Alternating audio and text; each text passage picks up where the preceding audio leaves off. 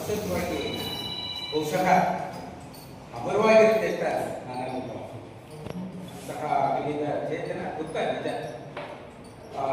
ಚೇತನಕ್ಕೆ ಕೋಟಿ ಪ್ರಣಾಮವನ್ನು ಅರ್ಪಿಸ್ತಾರೆ.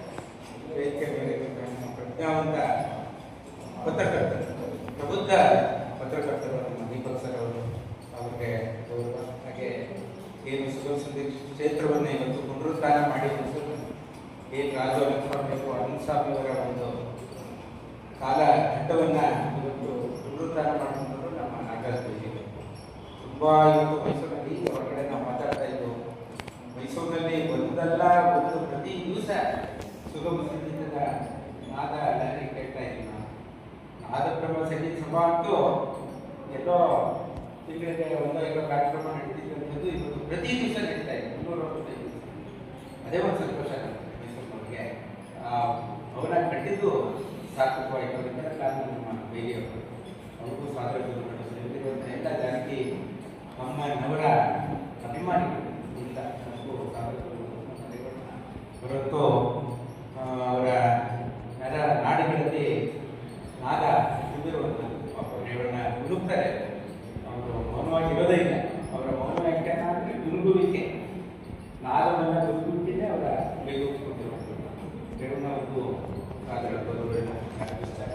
ಅದೇ ಆಶ್ಚರ್ಯ ಆಗುತ್ತೆ. ಸರಿ, ಏನು ಸುಮಾರು ಸಾಧನೆ ಅಂತ ಹೇಳಿದ್ರೆ ಜಾತಿ ಒಂದು 88 ವರ್ಷಗಳ ದೀರ್ಘ ನಾದ ಪಯಣ. ಹಾಗೆ ನಮ್ಮ ಅಪ್ಪು ಬಹಳ ಎಳವೆಯಲ್ಲೇ ಅವರು ಅಭಿನಯಿಸಿದ್ರು. ಇದು ಅದಕ್ಕಿಂತ ಹಿಂದೆ ಜಾತಿ ಅನ್ನೋರು ಕೇವಲ 9 ವರ್ಷ ಏನು ಹೋಗಿ ಅದೇನೋ ಆಂಧ್ರ ಪ್ರದೇಶದಲ್ಲಿ ಶಾಸ್ತ್ರೀಯ ಸಂಗೀತ ಮಧ್ಯನಾಥದಲ್ಲಿ ಏನಲ್ಲ, ತಂದೆ ಆಯುರ್ವೇದ ವೈದ್ಯರು. ಇವರು ಏನೋ ಸಂಸ್ಕಾರ, ಪೂರ್ವ ಸಂಸ್ಕಾರ ಇರಬೇಕು ಆ ಕುಟುಂಬದ್ದು. ಯಾರೋ ನಾದಸ್ವರದ ಗುರು ನಡೆಸಿದ್ದಾರೆ. ಹಾಗೆ ಅಭ್ಯಾಸ ಮಾಡಿದಷ್ಟೇ ಬಹಳ ಶ್ಲೋಕವಾಗಿ ಬಂದಂಥ ಸಂಸ್ಕಾರ ಬಲ, ಆ ರಕ್ತಗುಣ ಅಂತ ಹೇಳ್ತೀವಿ ನಾವು.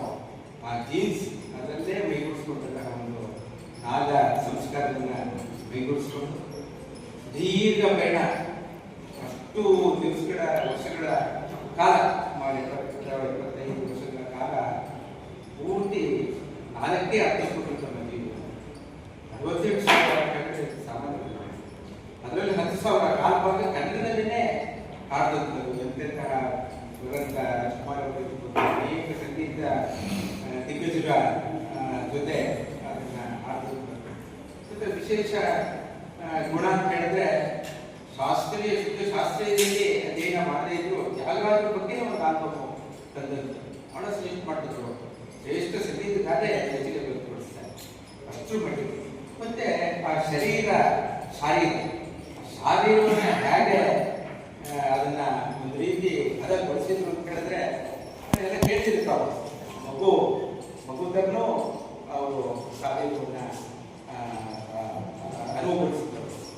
ಮಗು ಅಂದ್ರೆ ಕೂಡ ಗಂಡು ಮಗು ಹೆಣ್ಣು ಮಗು ಇರಬಹುದು, ಯುವಕರಿರ್ಬೋದು, ವೃದ್ಧೆಯರು ವಾಯ್ಸ್ ಇರ್ಬೋದು, ಅದರಲ್ಲೂ ಪರಿಣಿತಿ ಪಡೆದದ್ದು. ಅಥವಾ ಅಲ್ಲಿ ಗಂಡಸು ವಾಯ್ಸ್ ಬರಬೇಕು ಅಂತ ಹೇಳಿದ್ರೆ ಅಲ್ಲಿ ಗಂಡಸು ವಾಯ್ಸನ್ನೇ ತಂದ್ಬಿಡೋದು. ಅದು ಬಹಳ ಅದಕ್ಕೆ ಪರಿಣಿತಿ, ಇಂತಹ ಶ್ರೇಷ್ಠ ಪರಿಣಿತಿ ಆ ಶಾರೀರದಲ್ಲಿ ಅದನ್ನು ತಂದದ್ದು ಬಹಳ ಶ್ರೇಷ್ಠ. ಜೊತೆಗೆ ಹಿಂದೆ ಹೇಳ್ತಿದ್ರು ಈ ಸನಾಲಿಯಪ್ಪಣ್ಣ ಇದೆಲ್ಲ ಕೆಲವು ನಾದ ಪ್ರಧಾನವಾದ ಹಾಡುಗಳಿದ್ದಾರೆ. ಅದು ಮನುಷ್ಯರು ಹಾಡೋದು ಕಷ್ಟ ಆಗುತ್ತೆ. ಆ ನಾದಕ್ಕೆ ಸರಿಯಾಗಿ ಹಾಡಬೇಕು. ಆದರೆ ಅದು ಅದರಲ್ಲಿ ನೆಲಗಟ್ಟಿವಾಗಿದ್ದಂಥದ್ದು ಜಾನಕಿಯವರು. ಅವ್ರು ಹಾಡ್ತಿದ್ರೆ ನಾವು ಟೀಮ್ ಕೇಳ್ತಾ ಇದ್ದೀವ ಅಥವಾ ಜಾನಕಿಯಮ್ಮನ ವಾಯ್ಸ್ ಕೇಳ್ತಾ ಇದ್ದೀವ ಅಂತ ಅನ್ಸುತ್ತೆ. ಅಷ್ಟು ಮಟ್ಟಿಗೆ ಸನಾದಿ. ಹಾಗೆ ಆ ಸನಾದಿ ಕೇಳ್ತಿದ್ದೀವೋ ಅಥವಾ ನಾದ ಜಾನಕಿಯಮ್ಮನವರ ನಾದ ಕೇಳ್ತಿದ್ವಿ, ಅಷ್ಟು ವ್ಯತ್ಯಾಸ ಗೊತ್ತಾಗ್ತಾ ಇರುತ್ತೆ. ಆ ನಾದ ಹೊಸ ವಾದ್ಯಗಳಿಂದ ತುಂಬ ಸಂತೋಷ ಆಗುತ್ತೆ. ಆ ವಾದ್ಯ ಪ್ರಕಟಣೆ ಸಹಿತ ನಮ್ಮ ಇದನ್ನ ನಾವು ವಾದ್ಯ ನುಡಿಸ್ತಾ ಇದ್ದೀವಿ ಅಂತ ಜಾನಕಿಯಮ್ಮನ ವಾಯ್ಸ್ ಆಯಿತು ಅಂತ ಅಷ್ಟರ ಮಟ್ಟಿಗೆ ಅವ್ರಿಗೆ ಅಚ್ಚರಿ ಆಗುತ್ತಂತೆ. ಅಷ್ಟು ಕರಗತ. ನಂತರ ನೋಡಿ, ಅಂತೆ ನಮ್ಮ ಈ ಸನಾತನ ಧರ್ಮದ ಪದ್ಧತಿಯಂತೆ ಯಜಮಾನರು ಹೋದ್ಮೇಲೆ ಬಂದಿದ್ದು ದೀಕ್ಷೆ. ಏನು ಬಿಳಿ ಸೀರೆನೇ ಉಟ್ಕೊಂಡು ಕಡೆ ಕಾಲಕ ದೀಕ್ಷೆನೆ ಕೊಟ್ಟರು. ಜೊತೆಗೆ ಹಿಂದೆ ಒಂದು ನಾವು ಕೇಳ್ತಾ ಇದ್ದೀವಿ, ರಾಜ್ಕುಮಾರ್ ಅವರಿಗೆ ಕರ್ನಾಟಕ ರತ್ನ ಕೊಟ್ಟಾಗ ರಿಸೈನ್ ಮಾಡಿದ್ರು. ಅಯ್ಯೋ ಕುವೆಂಪು ಅಂತ ಮಹಾನುಭಾವ ನನಗೆ ಯಾಕೆ ಹೋಗ್ತೀನಿ ಅಂತ ಅಪಘಾತ ಹೇಳಿದ್ರಂತೆ ಚೀಫ್ ಮಿನಿಸ್ಟರ್ ಆಗಿದ್ದಾಗ. ಹಾಗೆ ಇವರಿಗೆ ಆ ಪದ್ಮಭೂಷಣ ಕೊಟ್ಟಾಗ ನನಗೆ ಅದು ಬೇಕಾಗಿಲ್ಲ, ನಮ್ಮ ಅದೇ ಅದೊಂದು ಕೆಲವು ಸಂಶಯ ಇದು ಬಂತು, ನಾನು ಕ್ರಾಸ್ ಚೆಕ್ ಮಾಡ್ಕೊಂಡೆ. ಭಾರತ ನನಗೆ ಕೂಡ ಕೇಳಿಲ್ಲ ಪಾಪಕ್ಕೆ.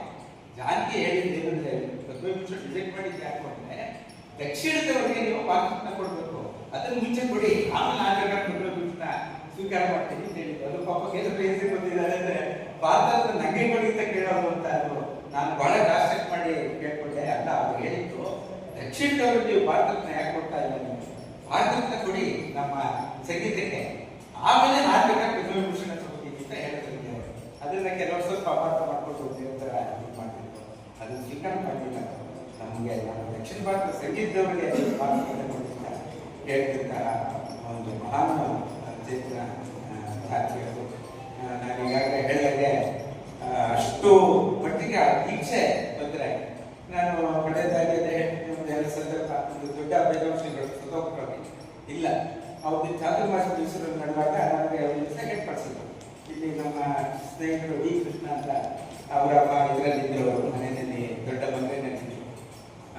ಇದರ ಬರ್ತಿದಾಗ ನನಗೆ ನಾವು ಸಹಾಯ ಆಗ್ಬೇಕಂತ ನನಗೆ ₹1,00,000 ಚೆಕ್ ಕೊಡ್ತೀನಿ ಅಂತ ಅವತ್ತನ್ನ ಇವಾಗ 12 ವರ್ಷದಿಂದ ಮೇಡಮ್ ಅಲ್ಲೇ ಬನ್ನಿ, ನೀವೇ ಸ್ವತಃ ಅವ್ರಿಗೆ ಕೊಡಿ, ಚೆಕ್ ಕೊಡೋರು ಅಂತ ಹೇಳಿದೆ.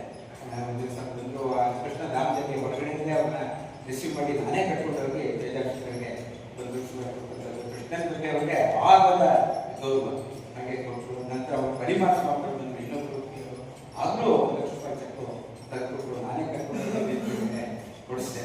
ಬಹಳ ಸಹೃದಯಿ. ಏನೇ ಪ್ರಚಾರಗಳ ನಾನು ಹೆಸರು ಹೇಳ್ಬೇಡಿ, ವಿಕಲ್ಪ ಹೋಗ್ಬೇಡಿ, ಅಥವಾ ನಾನು ಜಾತಿ ಅಂತ ಹೇಳ್ಬೇಡಿ, ಆದರೆ ನೋಡಿದವರು ಗೊತ್ತಲ್ಲ, ಅವರು ಜಾತಿ ಅಂತ ಹೇಳ್ಬೇಡಿ ಅಂದ್ರೂ ಸಹಿತ ನೋಡಿದವ್ರು ಎಲ್ರಿಗೂ ಜಾನಪದ ಪರಿಚಯ ಇತ್ತು, ಎಲ್ಲರೂ ಎತ್ತಿಟ್ಕೊಂಡು ಅವರ ಚೆಕ್ ಕೊಡ್ಬೇಕಂತ. ಈ ರೀತಿ ನಾನು ಒಂದು 2-3 ಪ್ರಸಂಗಗಳಲ್ಲಿ ಅವರನ್ನ ಭೇಟಿಯಾದಾಗ ಅವರ ಸಜ್ಜನಿಗೆ ಅನುಭವಿಸಿದ್ದೆ. ನಿಜವಾದ ಒಂದು ಮಹಾನ್ ಚೇತನ. ಶಾರದೆಯ ಪ್ರತಿ ರೂಪನೇ